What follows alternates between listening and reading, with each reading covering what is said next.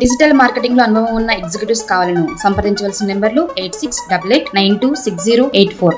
Group 2 పరీక్షను వాయిదా వేయాలి, తేదీలు పొడిగించాలి, పోస్టుల సంఖ్య పెంచాలి, గ్రూప్ 3 పోస్టుల సంఖ్య పెంచాలని చెప్పి సహజ సిద్ధంగా రాష్ట్ర వ్యాప్తంగా ఉన్న నిరుద్యోగులు ఇది ప్రజాప్రభుత్వం కాబట్టి మా ప్రభుత్వం కాబట్టి అని డిమాండ్ చేస్తున్నారు. ఇక బీఆర్ఎస్ వాళ్ళకి అంటే హరీష్ రావు గారికి కేటీఆర్కి ఏం పని లేదు. పని లేనోడు వెనకటికి ఏదో దొరికినట్టు ఇందులో జొరబడి రాజకీయం చేయాలని చూస్తున్నారు. నిన్న మోతీలాల్ అంటే మా యూనివర్సిటీ విద్యార్థి, ఒక ప్రతిభావంతుడు, ఒక గ్రూప్ 1 యాస్పిరెంట్ అందరి కోసం తను మీదేసుకొని ఆమరణ దీక్షగా చేస్తే హరీష్ రావు అసలు నిరుద్యోగుల దగ్గర నిరుద్యోగులంటే పడిన హరీష్ రావు గారు నిన్న వెళ్ళి అక్కడ మాట్లాడుతుంటే హాస్యాస్పదంగా ఉంది. ఇది ఎట్లా ఉందంటే 100 ఎలుకలు తిన్న పిల్లి తీర్థయాత్రలకు పోయినట్టుంది కథ. బీఆర్ఎస్ 10 ఏళ్ల పాలనలో నిరుద్యోగుల జీవితాలను నాశనం చేశారు. కాంగ్రెస్ పరిపాలన రేవంత్ రెడ్డి గారి ముఖ్యమంత్రి గారి నాయకత్వంలో నిరుద్యోగులకు మేలు జరుగుతుంది, మేలు జరిగే విధంగా పకడ్బందీగా ప్రణాళికలతో ముందుకు పోతుంటే బీఆర్ఎస్ వాళ్ళకి ఎట్లాగూ పని లేదు. ఎందుకంటే రుణమాఫీ మీద మొన్నటిదాకా ఎట్లాగూ హరీష్ రావు గారు రాజీనామా చేయాల. 2 లక్షల రుణమాఫీ చేయము అనుకున్నారు. 2 లక్షల రుణమాఫీ చేసేసరికి వాళ్లకు చేయటానికి ఉద్యమాలు లేక ఈ కృత్రిమ ఉద్యమాన్ని పట్టుకొని వేలాడే ప్రయత్నం చేస్తున్నారు.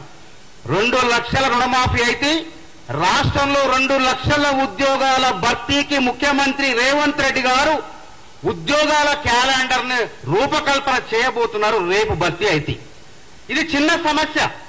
ఈ చిన్న సమస్యను గోరంత సమస్యను కొండంత చేసే ప్రయత్నం బీజేపీ వాళ్ళు బీఆర్ఎస్ వాళ్ళు ప్రయత్నం చేస్తున్నారు. నిరుద్యోగులకు నేను నిన్న బల్మూరు వెంకటు మేము పోయినాం, అధికారంలో ఉండి కూడా ధైర్యంగా నిరుద్యోగుల గురించి కొట్లాడినాం కాబట్టి పోయి మోతీలాల్ నాయక్ తో మాట్లాడి దీక్ష విరమించు మోతీలాల్ నాయక్, ప్రభుత్వం మీరు చెప్పింది వినే ప్రభుత్వమే కానీ అనవసరంగా మీరు మీ ఆరోగ్యాలని పాడు చేసుకోవద్దని మోతీలాల్ నాయక్ చెప్పడం కూడా జరిగింది. మేము పార్టీ పరంగా మేము రావటం జరిగింది.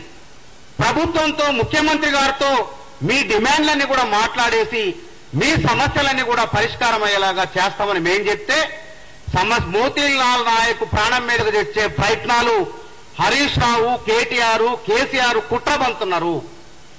ఆ రోజుల్లో నిరుద్యోగులు బోడా సునీల్ నాయక్ ఆత్మహత్య చేసుకుని లెటర్ రాసి సాగరు నా సాగుకు ముఖ్యమంత్రి ఆ రోజు ముఖ్యమంత్రి కేసీఆరే కారణమని. కానీ ఈ రోజు నిరుద్యోగుల పక్షంగా మేము మాట్లాడే ప్రయత్నం చేస్తా అంటే మమ్మల్ని అడ్డుకునే ప్రయత్నం చేసే కుట్రలు చేసేది అక్కడ. అయినా నిరుద్యోగులు అందరూ మమ్మల్ని స్వాగతించారు. అక్కడికి స్వాగతిస్తే ఈ సమస్య పరిష్కారం కోసం మేము పోరాటాలు ఉండవు.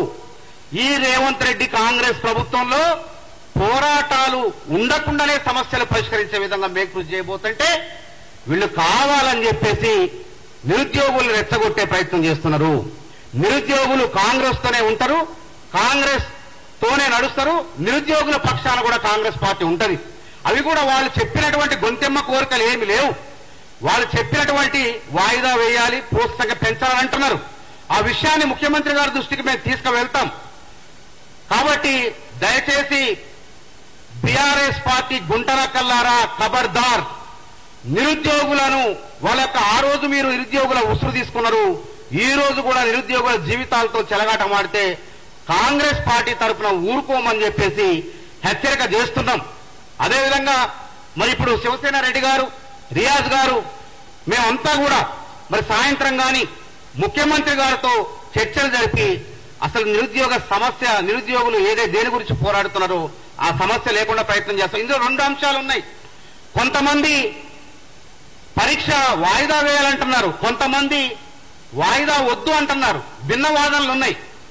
మరి 2 వాదనలు కూడా వినాల్సిన బాధ్యత ప్రభుత్వానికి, అధికార పార్టీకి చెందిన మాది కాబట్టి మేము ఇద్దరిని కూడా 2 కళ్ళగా చూసి న్యాయం మళ్ళీ న్యాయపరమైనటువంటి చిక్కులు లేకుండా ఏ నోటిఫికేషన్ అయినా సరే గతంలో వాళ్ళు నోటిఫికేషన్ ఇస్తే చూసుకోకుండా నోటిఫికేషన్ ఇస్తే అనేక చిక్కుల్లో అది కోర్టు మెట్లు ఎక్కేది.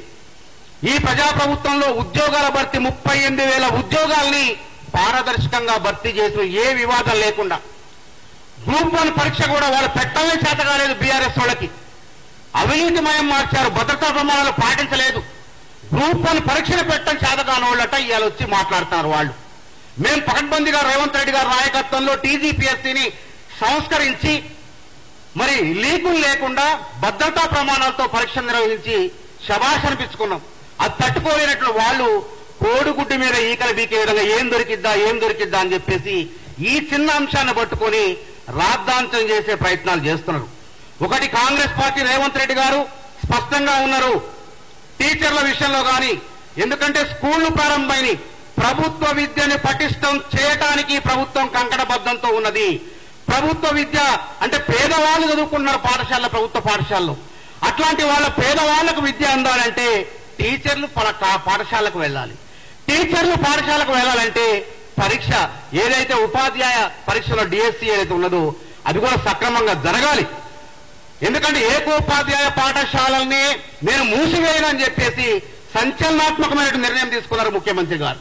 అంటే దాని ఉద్దేశం ఏంది? ఏకోపాధ్యాయ పాఠశాలలో ఒక 4000 పాఠశాలని మూసివేసింది అకారణంగా ఆ బీఆర్ఎస్ ప్రభుత్వం. అంటే 4000 × 3 పోస్టులు, అంటే 12,000 పోస్టులు నిరుద్యోగులకు పొట్టగొట్టే ప్రయత్నం చేసింది టీచర్ అభ్యర్థులకు బీఆర్ఎస్ ప్రభుత్వం. కానీ రేవంత్ రెడ్డి గారు అదనంగా ఉద్యోగ కల్పన చేసే విధంగా ఏకోపాధ్యాయ పాఠశాలను మేము మూసివేయమని చెప్పేసి ధైర్యంతో సాహసంతో పేరు నష్టం వచ్చినా సరే పేదవాడికి విద్య అందాలి. ప్రభుత్వ బడిలో చదివేది దాదాపు సుమారు 30,000 పాఠశాలలు ఉన్నాయి, అందులో వాళ్లకు విద్యను అందిస్తామని చెప్పేసి వారు స్పష్టంగా పేర్కొనడం జరిగింది. ఇవన్నీ చూసి 2,000 కోట్లు పాఠశాల అభివృద్ధికి నేను కేటాయిస్తా అని చెప్పి రేవంత్ రెడ్డి గారు స్పష్టంగా పేర్కొనేసరికి తట్టుకోని బీజేపీ వాళ్ళకి అసలు ఛాన్సే లేదు. బీఆర్ఎస్ వాళ్ళు అధికారం కోల్పోయి ఏదో రకంగా మళ్ళీ జనాల్లో పోవాలనే ఆలోచనతో ఈ విధంగా ప్రజల కోసం మేలు చేస్తున్నటువంటి కాంగ్రెస్ ప్రభుత్వాన్ని తప్పుబట్టే ప్రయత్నం చేస్తున్నారు. కాబట్టి ఈ కుట్రలన్నింటినీ కూడా మేమంతా కూడా శివసేనారెడ్డి, బల్మూరు వెంకటు, బాలలక్ష్మి, దయాకరు, రియాజ్ గారు మేమందరం కూడా నిరుద్యోగుల పక్షాన ఉండి కొట్లాడతాం. దయచేసి మోతీలాల్ నాయక్ మేము విజ్ఞప్తి చేస్తున్నాం గాంధీ భవన్ నుంచి, ఇకనైనా నీ కోసం నిరుద్యోగుల కోసం మేమంతా పనిచేసినాం గతంలో కూడా. మీరు దీక్ష విరమించండి. ముఖ్యమంత్రి గారు కూడా మేము మాట్లాడతాం, మీ ప్రాణం మీద తెచ్చుకోవద్దు, ఏ నిరుద్యోగి కూడా ఏ త్యాగానికి కూడా ఒడిగొట్టొద్దని చెప్పేసి ఈ సందర్భంకి మేము ఉన్నామని చెప్పేసి తెలియజేస్తూ ఈ అవకాశం ఇచ్చినందుకు ధన్యవాదాలు తెలుపుతూ ముగిస్తున్నాను. డిజిటల్ మార్కెటింగ్ లో అనుభవం ఉన్న ఎగ్జిక్యూటివ్స్ కావాలను సంప్రదించవలసిన నెంబర్లు 8688926084.